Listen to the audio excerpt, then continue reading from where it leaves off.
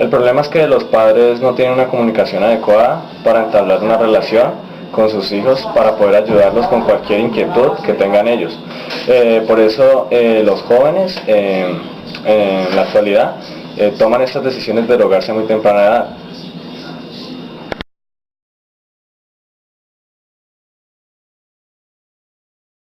Podríamos ayudar a estas personas, primero que todo, con el apoyo incondicional de su familia, para empezar una rehabilitación con fundamentos sociales, para poder recuperar a estas personas y lograr que se centralicen y tengan un propósito de vida.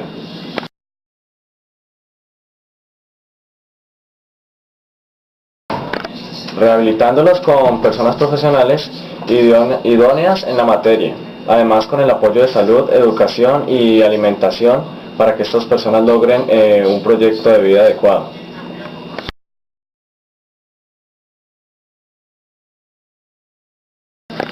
Las consecuencias para estas personas son el rechazo de la sociedad, corriendo el riesgo de quedar como indigentes.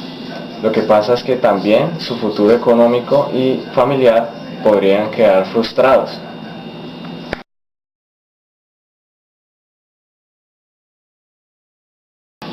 Las autoridades se limitan únicamente a maltratarlas física y verbalmente, y cuando hay un evento en la ciudad las esconden a estas personas para tapar la realidad que estamos viviendo.